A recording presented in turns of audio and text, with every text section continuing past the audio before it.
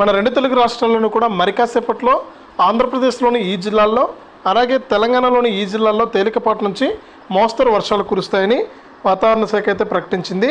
ఇక బంగాళాఖాతంలో ఏర్పడినటువంటి అల్పపీడన ప్రభావంతోనే ఈ వర్షాలు కురుస్తాయని ప్రతి ఒక్కరు కూడా మనకు తెలుసుకోవాలని కూడా వాతావరణ శాఖ అయితే ప్రకటించింది. ఆ వివరాలన్నీ కూడా మనం వీడియోలకైతే వెళ్ళి తెలుసుకుందాం. వీడియోను ముందుగా లైక్ చేసేయండి, తెలిసిన వాళ్ళందరికీ కూడా షేర్ చేయండి. ఇలాంటి మరెన్నో వీడియోల కోసం ఇప్పుడే మన ఛానల్ని సబ్స్క్రైబ్ చేసుకుని పక్కన వచ్చే గంట పైన నొక్కి మళ్ళీ వచ్చే ఆలనే గంట పైన కూడా నొక్కండి.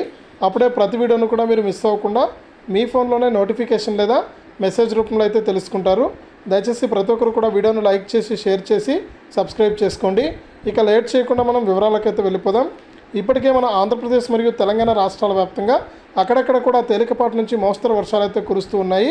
ఇక మనకు తెలంగాణ రాష్ట్ర వ్యాప్తంగా చూసుకుంటే హైదరాబాద్తో పాటు మరికొన్ని జిల్లాల్లో తేలికపాటి నుంచి మోస్తరు వర్షాలు కురుస్తాయని వాతావరణ శాఖ అయితే ప్రకటించింది.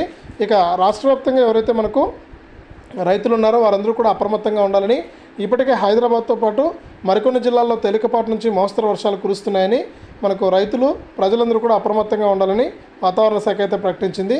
కాబట్టి ప్రతి ఒక్కరు కూడా ఈ విషయాన్ని గమనించాలి.